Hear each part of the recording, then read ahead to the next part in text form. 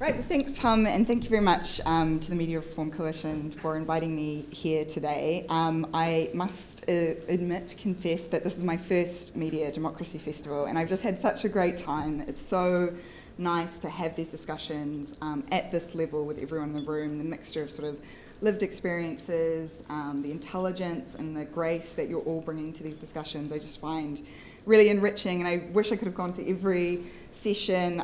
We ended up sort of workshopping democratic media structures in the morning, addressing sort of solidarity and context for the precarity of workers in the media in the afternoon, and have finished off in the space that I really love, which is exciting new media initiatives, sort of making sense of and deconstructing cultural wars and, you know, providing those alternative spaces. And so I know there was also lots of talk about BBC and tech and policy, I agree with Tom's invitation. I hope that we have lots of continued discussions after this time. And thinking about this keynote, coming to it, I was thinking about, you know, what theme would really resonate that would bring all of these kind of ideas and issues to a close. And I sort of thought, when I was first asked a few weeks ago, maybe I'll talk a little bit about platforms and regulation.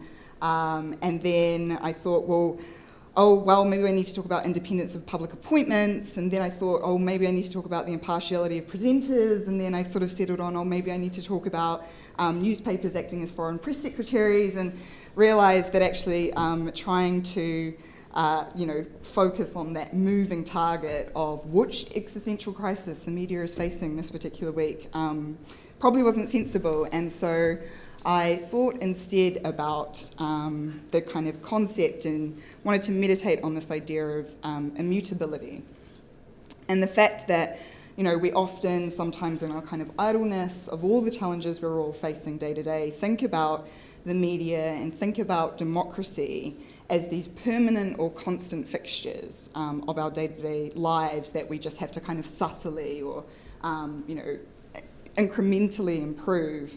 When the truth is, I think our media sector, I think our democracy are still very immature in their development and certainly not guaranteed. And are no more immutable than, say, the printing press was, or the right to vote.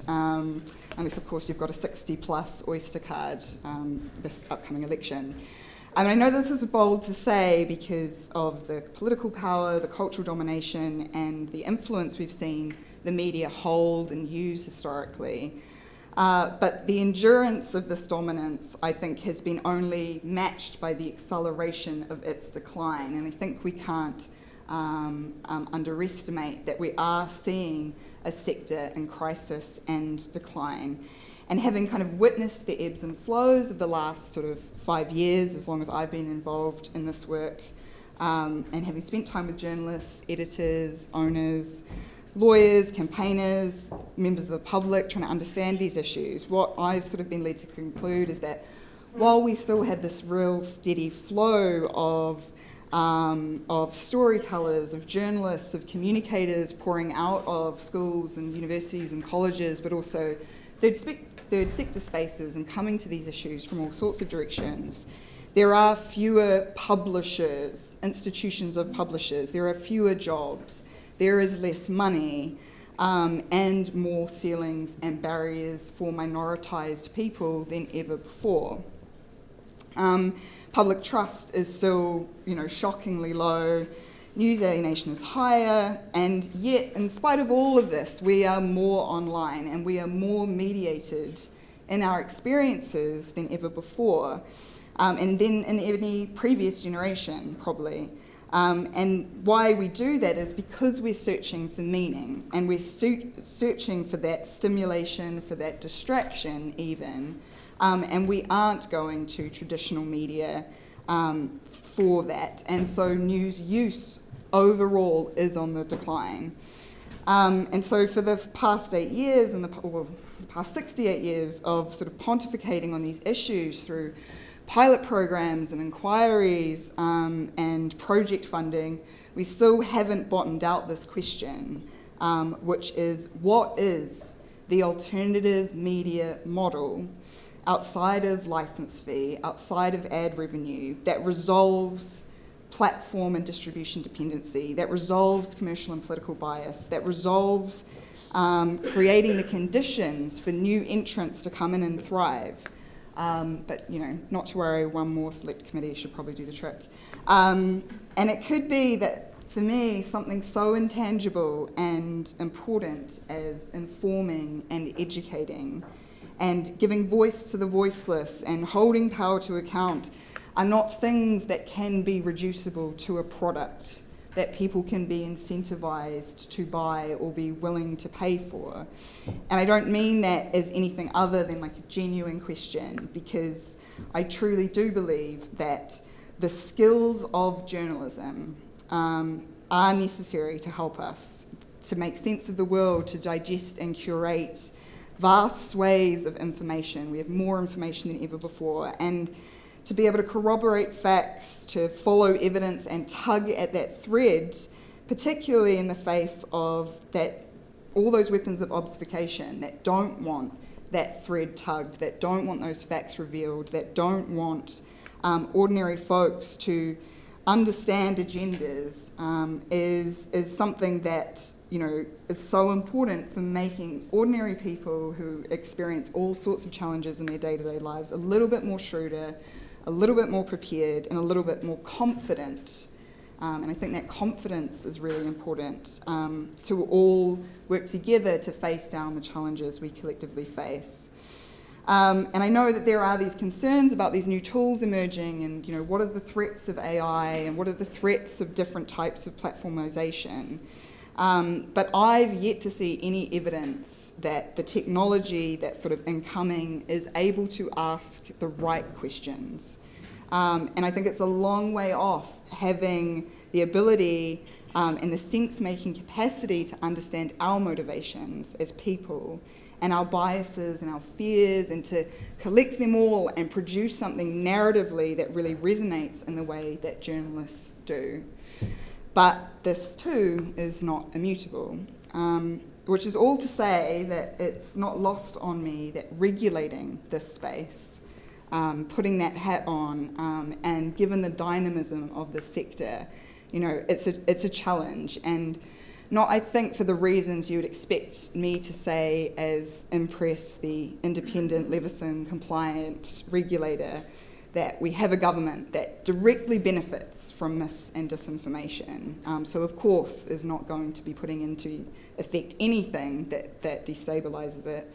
That we have a press and parts of the press, and maybe even you in this room, that are reluctant to be regulated and reluctant to cede autonomy and control over your work to an independent outfit. That there's increasing polarisation, that there's digital disruption, and even the relevance of a concept like regulation to this institution. Because in the back of my mind, while those are all very valid challenges, I'm always conscious of the fact that there's no guarantee that, tomorrow, in 10 years or in 20 years' time, there's going to be a new sector for me to regulate. Or anything that's recognisable in terms of what we have today. And so that's what keeps me awake at night. And as I take up this mantle to lead a press regulator, I'm really aware that the path before me and the path of my organisation isn't a well-trodden one, with lots of successes and failures that I can draw upon and learnings I can yield to guide our mission and development. But rather that it's a really young discipline, and maybe precocious in its ambitions given where the sector is and where we are. But then I also remember that, in the moment that the system that my organisation conforms to was designed, it was against a backdrop of real political consensus.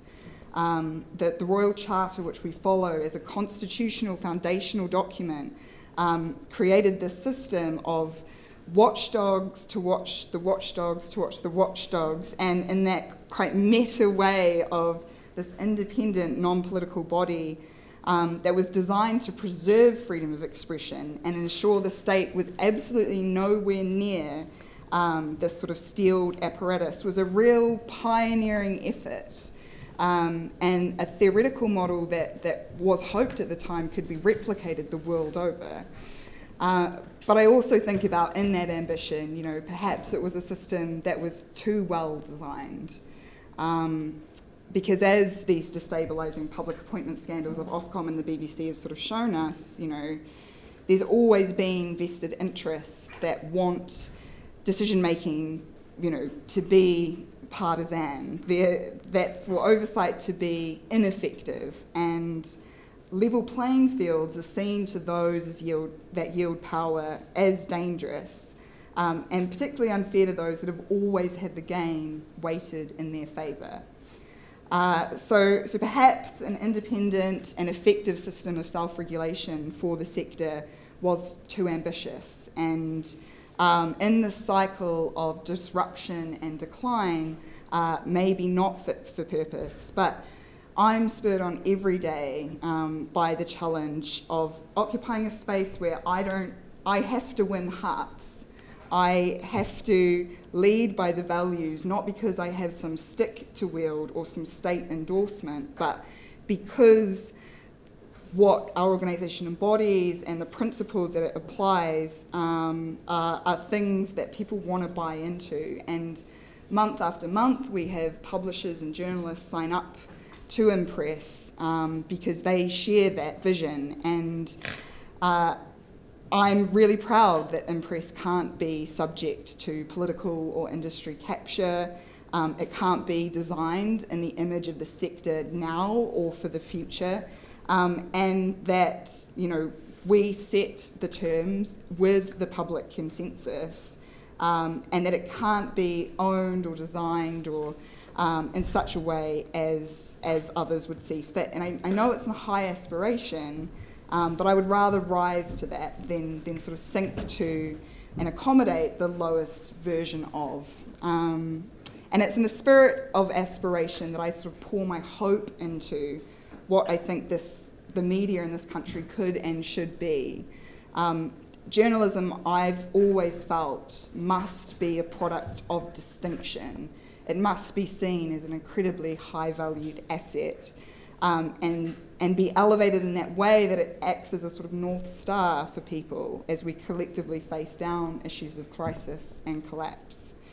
And what I want for journalism is that it occupies a part of people's consciousness that is really synonymous with trust and integrity, and that being accountable and having a willingness to follow rules and be bound by standards and those values is seen as fundamental to journalism's mission.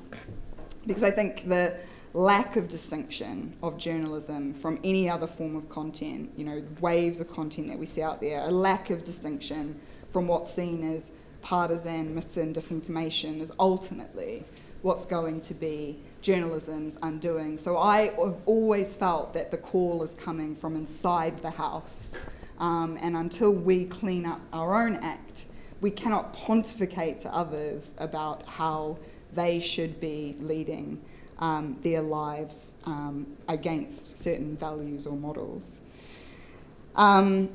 And because and I know this because when you talk to ordinary people, this is what they say. If you're a student who's looking for primary sources on a significant event, you might find that in an anonymous Twitter account rather than a local news archive.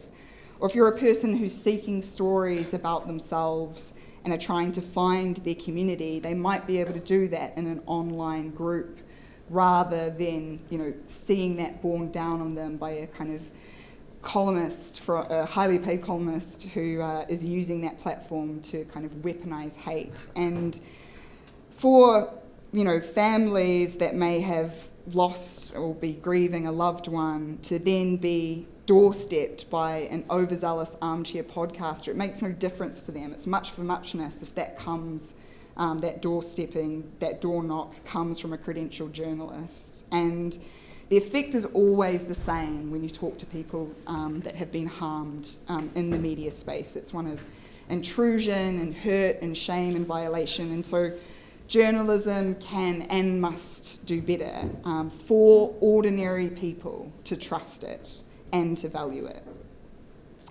So as a regulator, I feel I have to be alive to all of these issues. I have to be alive to the changing trends, to regulate where people are experiencing news, not just looking back at the industry itself. And I would rather be ahead of that curve and understand what people want from their news than tread in the impressions sort of left by the industry telling me what news is. And so when we ask the public what they think, they tell us that regulation is key to improving trust. They tell us that they want to be signposted to professionalism. They want to be signposted to credibility, which is why we're going to continue doing our public work, doing research, doing our engagement, so we can understand how they experience news, what their attitudes are, what standards they think should be applied, and how they think news should function in society. And for publishers, we also, we have a responsibility not just to provide regulatory tools as and when, but we want to reduce the burden on publishers legally so they can just focus on their trade, which we know is becoming harder and harder to do in these conditions. So as part of that, we're constantly reviewing our work. We are thinking about our scheme and our services in constant dialogue with others so that we can regulate for that aspiration of journalism, not just where journalism is currently. Now that I've talked a lot about the media, the second part of this festival has been about democracy, which is something I want to talk about briefly before I close. And with the Civicus Monitor warning us this week that the UK has been downgraded against the Index of Civic Freedoms, I think many probably have felt this concern, this intimation that our democracy is under threat or at stake. We've also heard others say it's lazy and unhelpful and even offensive to compare our current democratic context here in the UK now to 1930s Germany. Am I allowed to say that? No. Will the real Tim Davies please stand up? This idea that there are no comparable traits now in our democracy to the context of this very evil, very monstered past on the continent, I think must be wrong, because what this and other admonishments of sort of genuine historical critique failed to recognise is that democracy was alive and well in 1930s Germany. It was a free and fair democratic election in 1930, 32 and 33 that saw the Nazi Party rise to power. And it was the Enabling Act of 1933, which was passed democratically in the Reichstag and according to democratic norms, that then undid the constitutional checks and balances of that society at the time. And it was British Parliament that passed in the 1860s and 70s the Native Lands Acts in Aotearoa, New Zealand, which dispossessed and alienated my ancestors and all Indigenous people from their land.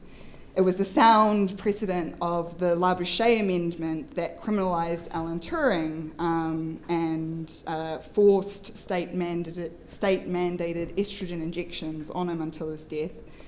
And it was the British Nationality Act of 1981 that removed the unfettered right of many British citizens at the time from their settlement status, particularly targeting Black and Asian people in this country. And the people who laid down those laws in their time, obviously believed they were morally justifiable. And we can now clearly see them for what they are. But the question is, how many democratic decisions being taken now are we going to be able to defend to our forebears? And questioning democratic decisions and the so-called morality underpinning them in real time, rather than once their damage is meted out, is one of the few inalienable rights we sort of have left. And the charge I lay down to all journalists as a regulator on this issue is don't yield. We're always in danger of viewing things like the rule of law and parliamentary democracy as some sort of moral authority by which we judge our society, and as I would argue, not as mere tools used to express a society's will. And a democratic society can treat its citizens terribly. And a citizen can, under certain conditions, legally deprive others of life and liberty.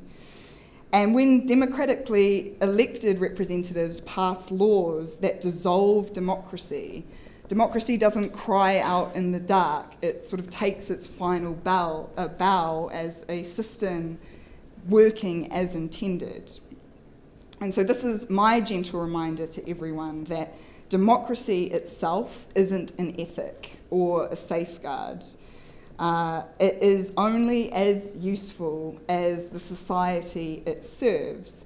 And if that society is particularly hateful or intolerant or cruel, we have to recognise democracy, our organisation, is precarious and a work in progress. And I don't believe inherently, as a kind of outside conscientious objector, that British society in its sum is particularly hateful or intolerant or cruel.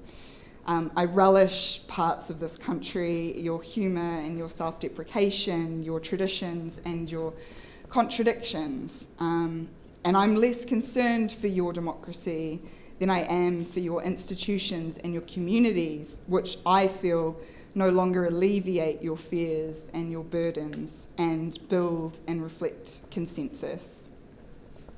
So while people can argue, we don't have any better alternative to democracy, for me, I feel that governance doesn't have to just be expressed in statutes and rules laid down by parliamentary practices. And for those of us that do want to participate in communities that are inclusive, that condemn prejudice and oppression, that are fair and just and equitable, we can still work to build consensus and establish conduct and practice within broader norms and structures. And we must recognise that this project, this sort of internal project, is not just a snapshot, that it will be enduring and it requires careful administration.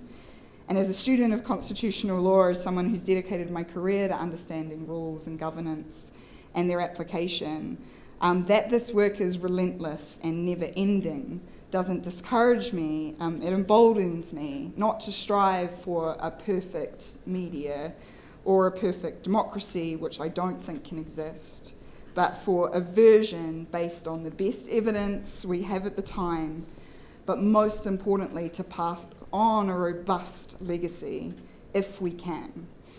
And I know it can be done because at that micro level at Impress, we've strived to give effect to participation practically, in undertaking our most recent review of our co-creational standards code and governing rules with experts, the third sector and the public, us being led by the evidence and always seeking to understand the public interests and needs so that we are acting under their mandate, not on any other mandate handed down, is something I recognise feels really unfamiliar because fewer and fewer of our institutions are actually doing that, but again is essential. And so far, over 200 news brands and their 19 million readers agree, and that's growing, and recognising that as a milestone, I think, is so important because we're an expression of that consensus and that movement building that I think we all want to see and have started to celebrate here today. This is a system, I think, that is a well-designed one, and it's not just for the majority, and at the same time, it's not immutable, it's a work in progress. So as a final word, I want to say that I'm about to step up into this role. I don't take for granted the responsibilities entrusted to me to be a leader in this space, given all the challenges ahead of us, facing us. And I want to know how I can be of best of service, and I hope to continue this dialogue with you all about that. But I'm really impassioned and I'm really inspired by all the constructive energy that I see around me. Each of you attending today give me hope. And as we sort of share and learn and take away lessons from today and agitate and continue to inspire, one thing I'd like to ask is that I want to see more of this for my peers, to be entrusted by what I kind of call the old guard, with leadership and power and with adequate funding, to give effect to their charges and all of these aspirations. Because wisdom, I also believe, is not immutable, and it too requires change. So in the spirit of change, I want to thank you very much for your time. Thank you for inviting me and giving me an opportunity to make my case and represent change, which I think is so necessary in this sector and in this space. I want to wish you all the best in your work going forward. As I said, I find each and every one of you so interesting and inspiring. I hope to have more conversations with you all in the future. And in that spirit of collaboration, please, I want to open up to questions now, but I also understand we're going for a pub drink later, whether or not that needs to be alcoholic or sober, and hope to continue this conversation with you all in that informal spirit. So thank you very much.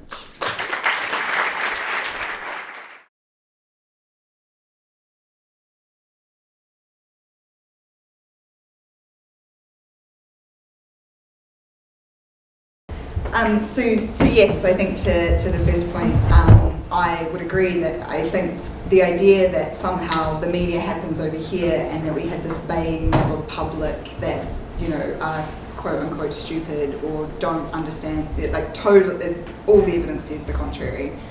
We know that the public are highly engaged on this. They want more, but the problem is that these things are not surfaced in front of them. That of all the wonderful news brands that exist out there, they're not being able to access them, not because they don't want to, but because there are systemic barriers that are put in their way to prevent them from getting access, which ties into the idea of public campaign, which is really difficult to do when your traditional means of accessing the public are either through traditional legacy press means, who obviously don't want the public to have that relationship as well, and also through social media and platforms which also have a vested interest in only certain types of content being surfaced to members of the public. And they'll say they don't, and they'll say that they treat their customers equitably because that's how they view them, as customers. But the fact is that the channels for communication, the channels available for us for reaching members of the public are incredibly narrow. So we have to be really creative in terms of not just landing messages which resonate, but also in how we access people. And I think that that's one area where I want media to come together collectively and talk about what are the alternative ways that we can access and build platforms and create distribution networks which sit outside of all of the traditional models we've understood before. And that piece of work I think will be really fascinating and interesting. And again, we see all these micro movements happening, but we're not creating an institutional knowledge which we need to access it.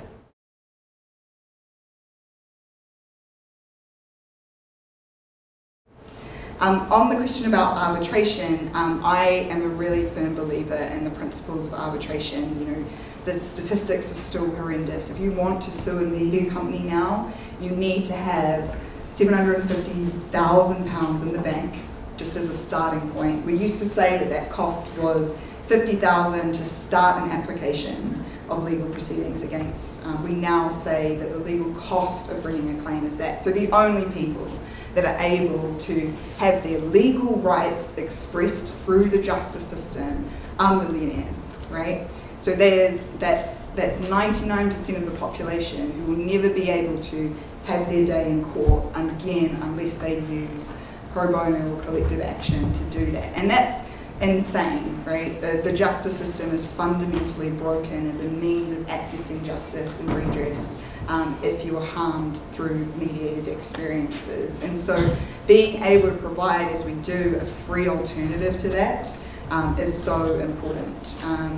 And in terms of how it's being used, one of the kind of perverse benefits of a voluntary system of self-regulation is that all of the publishers that sign up to us want to do good journalism, and they don't want to breach people's rights. And so we just don't find that that publishers are engaging, that sign up to Impress and Impress regulation are engaging in the type of behaviour that we see other areas of the media engaging in, therefore requiring that need for the use of that scheme. I shouldn't say that it hasn't been used, and we have, we've certainly had lots of applications and awards of damages given, but it's sort of recognising that, again, we're talking about a system which disincentivizes people from accessing justice, makes it really impossible to do so, and that it disincentivizes the people, the publishers that are engaging in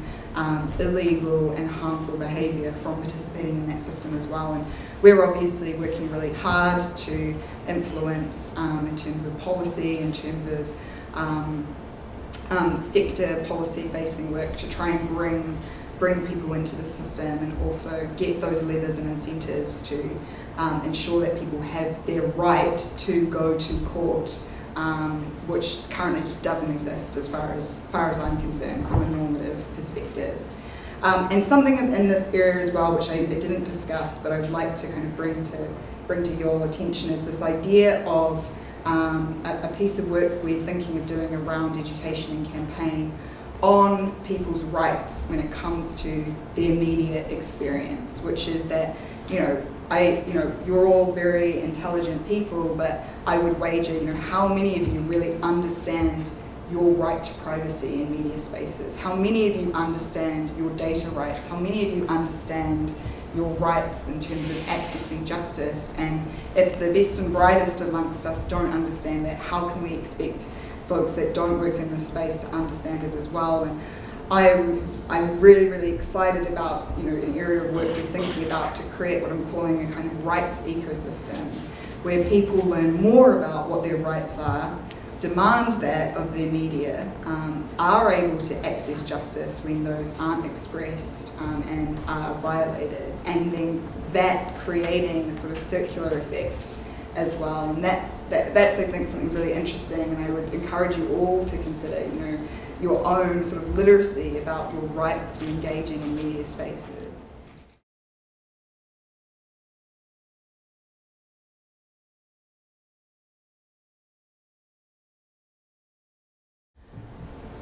So I'll do one front. So on social media platforms, I think the fact is that now that we're starting to see platform regulation come to its close in terms of the actual policy formulation and making, we are going to see a massive retreat from platforms in terms of news. So initiatives that we saw, like Google News Showcase, others which were set out to design to bring funding and innovation back into journalism as a sort of olive branch to stave off media critique and attention in that space. I think all that cycle is coming to a close, and as companies, they don't anticipate, and I don't think are interested any longer in journalism as part of their commercial or social project. And so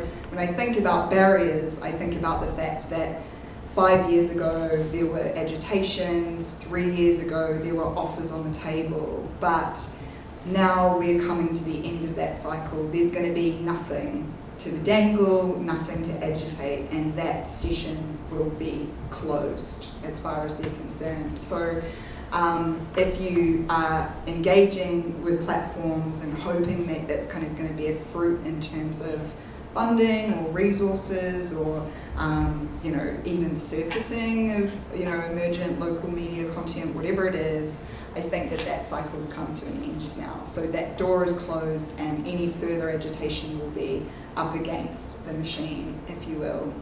So I have, there was this what looked like an opportunity there, but I think we also need to recognise that something that's always crossed my mind is like the fact, it was sort of trading, your lord, your landlord, in terms of going from dependencies on certain advertisers or ad sales to platforms and tech dependency as a media company.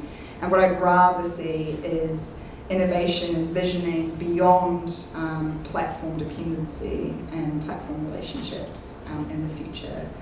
And sorry, what was our first question again? What were you expecting from the incoming Labour government? Oh, incoming Labour government. I have hopes, obviously, but I don't think my hopes are going to be realised. In terms of, what's the first thing always at the top of our wish list is create an incentive for media to be regulated. Again, as I talked about, we were working in this voluntary space, but there are very few commercial incentives for a media company to come to regulation and be like, you can definitely have control over our editorial discretion. You can definitely advise us on how we should do our journalism.